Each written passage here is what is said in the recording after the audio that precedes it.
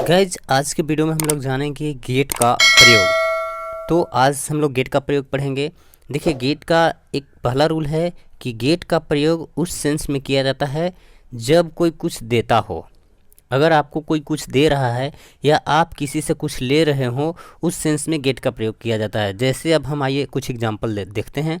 पहला एग्जाम्पल है मुझे रोज़ टास्क मिलता है। यहाँ पे देखिए, पहला एग्जाम्पल मेरा है कि मुझे रोज़ टास्क मिलता है। तो इसका मतलब हुआ कि आपको कुछ ना कुछ कोई दे रहा है।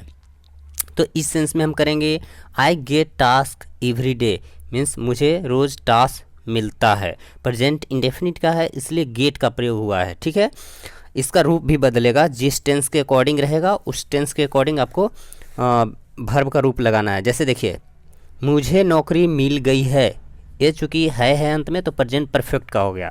तो इसकी इंग्लिश होगी I have got A job, means मुझे नौकरी मिल गई है, मतलब किसी ने हमें कुछ दे दिया।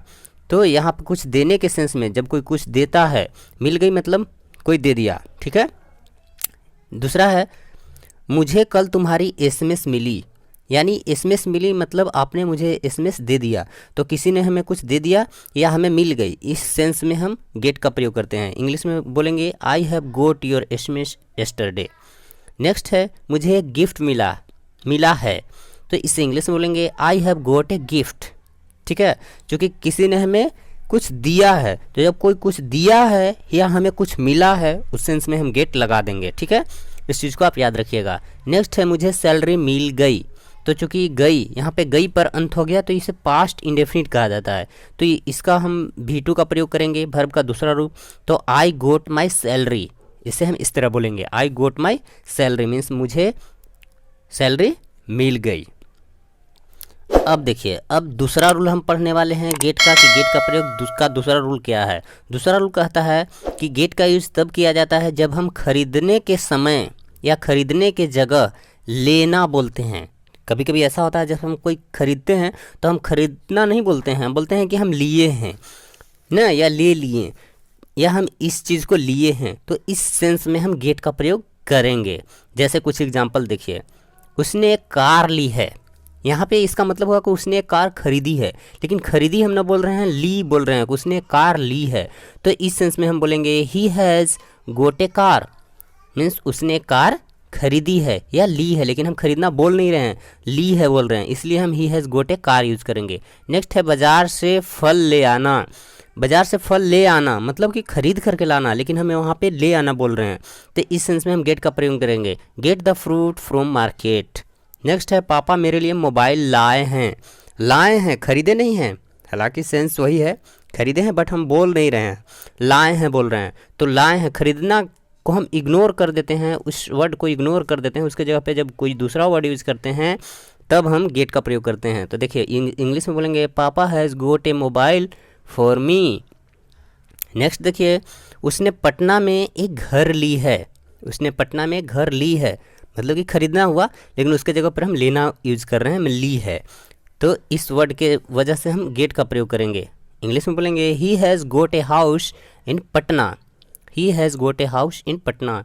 नेक्स्ट है मैंने एक बाइक ली है, तो यहाँ पर भी होगा चूँकि बाइक ली है, सॉरी यहाँ पे बाइक ली खाली है, तो ली है तो पास्ट इंडेफिनिट का हो गया, तो इसे इंग्लिश में बोलेंगे आई गोट ए बाइक। अगर ली है हो जाता तो यहाँ पे हमें हैव का प्रयोग करना पड़ता। ठीक है, आप समझ रहे होंगे, टेंस की तो आपको जानकारी होगी, अगर नहीं जानकारी है तो मेरे चैनल पर वीडियो अवेलेबल है टेंस वाला, आप जाके देख सकते हैं। गेट का यूज़ करने का तीसरा रूल है कि गेट का यूज़ जाकर लाने के सेंस में होता है। देखिए, जाकर लाने के सेंस में मतलब जाकर लाने के सेंस का मतलब है कि हम अगर कोई जा करके ला रहे हैं। जैसे एग्जाम्पल देखिए, बाज़ार से सब्जी कौन लाएगा, यहाँ पे बाज़ार से सब्जी कौन लाएगा, इसका मतलब हुआ कि बाज़ार जाना है और सब्जी को लाना है। तो इस सेंस में गेट का प्रयोग होगा, क्योंकि बाज़ार जाना है और सब्जी लाना है। ठीक है, उसके पास सब्जी नहीं है जो लाएगा, वो जा करके लाएगा, तो इस सेंस में गेट का यूज़ होगा। तो इंग्लिश में बोलेंगे who will get the vegetable from market, who will get the vegetable from market, यहाँ पे क्वेश्चन मार्क होगा। ठीक है, ये वाला छूट गया है। नेक्स्ट है मैं एक गिफ्ट लाया हूँ, अब इसका मतलब समझिए, लाया हूँ मतलब जा करके लाया हूँ, ठीक है, मेरे पास गिफ्ट नहीं था कि मैं दे दिया। अगर आप बोलते कि मैं गिफ्ट लाया हूँ लेकिन आपके पास वो ऑलरेडी पहले से ही है, तो वहाँ पे आप ब्रिंग का यूज़ कर सकते हैं, ठीक है, नो डाउट ब्रिंग यूज़ कर सकते हैं। लेकिन जा करके लाए हैं तो इस सेंस में बोलेंगे I have got a gift, मतलब मैं एक गिफ्ट लाया हूँ, ठीक है। नेक्स्ट है तुम मेरे लिए क्या लाए हो, तुम मेरे लिए क्या लाए हो, मतलब आप कहीं जा करके वहाँ से लाए हो, ठीक है। ऐसा नहीं है कि तुम्हारे पास है वो हम मांग रहे हैं, तो उस सेंस में हम गेट का प्रयोग करेंगे। इंग्लिश में बोलेंगे वाट have you got for me, watt have you got for me means तुम मेरे लिए क्या लाए हो, और यहाँ पे क्वेश्चन मार्क, ठीक है। नेक्स्ट है एक कलम ले आओ, एक कलम ले आओ का मतलब हुआ कि जा करके और लाओ ना, उस सेंस की हम बात कर रहे हैं। तो इस सेंस में हम बोलेंगे please get a pen, please get a pen.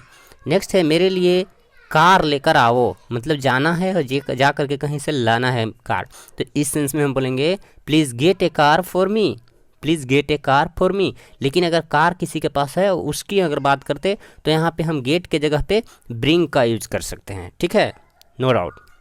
अब आगे देखिए अगला रूल देख लेते हैं। अब हमारा आज का चौथा रूल है। चौथा रूल कहता है कि गेट का प्रयोग एडजेक्टिव के साथ, देखिए एडजेक्टिव के साथ हो रहे हो, होते जा रहे हो गए, अगर ये सब वर्ड आएगा, एडजेक्टिव अगर आपके मिलेगा वो एडजेक्टिव के साथ अगर ये मिल जाएगा कि हो रहे हो, होते जा रहे हो या हो गए, तो इस सब के आने पर गेट का प्रयोग करना है आपको। अब देखिए एग्जांपल से समझिए, जैसे मैं बूढ़ा हो रहा हूँ, यहाँ पे देखिएगा बूढ़ा एडजेक्टिव है और इसके साथ हो रहा हूँ आ रहा है, तो इस सेंस में हम गेट का प्रयोग करेंगे। इंग्लिश में बोलेंगे आई एम गेटिंग ओल्ड, चूँकि रहा हूँ कंटिन्यूअस का है इसलिए गेटिंग का प्रयोग होगा, ठीक है, टेंस के अकॉर्डिंग इसका रूप बदलेगा।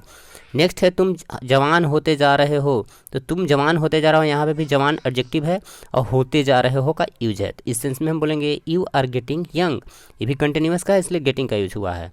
नेक्स्ट है तुम मोटे होते जा रहे हो, यहाँ पर भी मोटा एडजेक्टिव है और यहाँ पे भी होते जा रहे हो आ रहा है, जिसे यहाँ पे देखिए होते जा रहे हो, तो हम गेट का प्रयोग करेंगे you are getting fat, you are getting fat, तुम मोटे होते जा रहे हो। मुझे लेट हो रही है, अब यहाँ पे देखिए मुझे लेट हो रही है एडजेक्टिव है और हो रही है का यूज हो रहा है, तो इस सेंस में हम बोलेंगे I am getting late, I am getting late, मैं लेट हो रही हूँ या मुझे लेट हो रही है। नेक्स्ट है अंधेरा होता जा रहा है, अंधेरा भी एक एडजेक्टिव है और होता जा रहा है आ रहा है, इस सेंस में हम गेट का प्रयोग करेंगे। क्योंकि अंधेरा एक नेचुरल चीज़ है तो इसके लिए हम इट का प्रयोग करेंगे। It's getting dark, it's getting dark means अंधेरा होता जा रहा है। नेक्स्ट है उसकी शादी हो गई, क्योंकि ये पास्ट इंडेफिनिट का हो गया, इसमें है नहीं है, तो हम इसे इंग्लिश में बोलेंगे ही गोट मैरिड मीन्स उसकी शादी हो गई, और गेट के साथ हमेशा भी थ्री वर्ड का यूज करना रहता है, ठीक है। नेक्स्ट है मेरी शादी हो रही है, इंग्लिश में बोलेंगे I am getting married. Next है वो भावुक हो गई थी, वो भावुक हो गई थी, तो इसे इंग्लिश में बोलेंगे सी गोट वेरी इमोशनल, मतलब वो बहुत भावुक हो गई थी। नेक्स्ट है उसकी शादी हो जाएगी, उसकी शादी हो जाएगी, तो इसे इंग्लिश में बोलेंगे she will get married, she will get married means उसकी शादी हो जाएगी।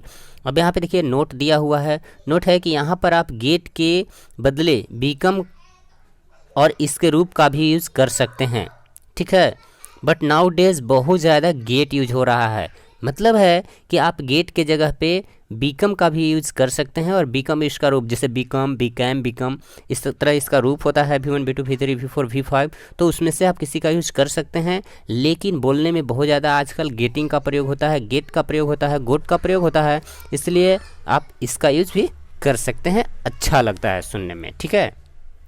अब आइए नेक्स्ट रूल देख लेते हैं। पांचवा रूल है आज का हमारा कि गेट का यूज एक जगह से दूसरी जगह जाने, अंदर या बाहर उतरने में, या डिप्रेशन में जाने में, या बाहर निकलने के सेंस में होता है। जैसे देखिए अगर एक जगह से दूसरी जगह जाने की बात हो रही है तो वहाँ पे गेट का प्रयोग कर सकते हैं, अंदर जाने की बात हो रही है तब भी गेट लगा सकते हैं, बाहर जाने की बात हो रही है तब भी लगा सकते हैं, कहीं से उतरने की बात हो रही है उस सेंस में भी आप गेट का प्रयोग कर सकते हैं, और अगर डिप्रेशन में जाने की बात हो रही है उसमें भी कर सकते हैं, और बाहर निकलने की बात हो रही है उस सेंस में भी आप गेट का प्रयोग कर सकते हैं। जैसे एग्जाम्पल देखिए दफ़ा हो जाओ, दफ़ा हो जाओ का मतलब होता है कि बाहर चले जाओ, ठीक है ना, तो आप इसे इंग्लिश में बोलेंगे गेट आउट। नेक्स्ट है कार में घुस जाओ, अब कार में घुसने का मतलब है अंदर चले जाओ, तो अंदर जाने में भी होता है, तो get in the car, get in the car means अंदर चले जाओ। बस में चढ़ जाओ, बस में चढ़ जाओ का मतलब अंदर चले जाओ, तो get in the bus. Next है बस से उतरो, बस से उतरो उतरने के सेंस में भी होता है, तो हम बोलेंगे get off the bus, get off the bus. Next है मैं हॉस्पिटल में भर्ती हो गया, इंग्लिश में बोलेंगे आई गोट हॉस्पिटलाइज्ड, चूँकि यहाँ भी अंदर जाने की बात हो रही है, हॉस्पिटल में भर्ती होना। नेक्स्ट है वो 20 रन पर आउट हो गया, इंग्लिश में बोलेंगे ही गोट आउट एट 20 रन्स। नेक्स्ट है यहाँ से घसक जाओ, इंग्लिश में बोलेंगे गेट लॉस्ट। नेक्स्ट है यह कलम यहाँ कैसे आया, क्योंकि यहाँ पे स्थान बदलने की बात हो रही है, तो इसे हम इंग्लिश में बोलेंगे how did this pen get here, how did this pen get here. Get make का यूज़ कब कब होता है, अगर आपको गेट और मेक दोनों में कन्फ्यूजन होता है तो वीडियो के डिस्क्रिप्शन में लिंक दिया हुआ है, उस पर क्लिक करके आप देख लीजिए, उसमें वीडियो अवेलेबल है कि गेट का प्रयोग कब करते हैं, मेक का कब किया जाता है। ये रहा आज का क्यूज। आज का क्यूज का प्रश्न है कि दुकान बंद हो गया, इसकी इंग्लिश क्या होगी आपको कमेंट सेक्शन में कमेंट करके बतानी है। और जी का उच्चारण कब ज और कब ग होता है, जी का 2 उच्चारण होता है, एक ज और एक ग, तो कब करते हैं हम ग उच्चारण और कब ज। अगर आपको इसकी पूरी जानकारी लेनी है तो वीडियो का लिंक डिस्क्रिप्शन में दिया हुआ है, जाकर के क्लिक करके आप देख लीजिए, पूरी जानकारी आपको मिल जाएगी। आई होप ये वीडियो आपको अच्छी लगी होगी। अगर आपको थोड़ी सी भी वीडियो पसंद आई हो तो चैनल को सब्सक्राइब कर लीजिएगा, वीडियो को लाइक कर दीजिएगा और दोस्तों को संग शेयर भी कर दीजिएगा। मेरे चैनल पर इसी तरह के और भी मस्त मस्त जानकारियाँ आपको मिलती रहेगी, तो अभी फ्री सब्सक्राइब करें और मेरी वीडियो को देखते रहें। थैंक्स फॉर वॉचिंग, फिर मिलूंगा नेक्स्ट वीडियो में, तब तक के लिए लेता हूँ आपसे विदा। जय हिंद, वंदे मातरम।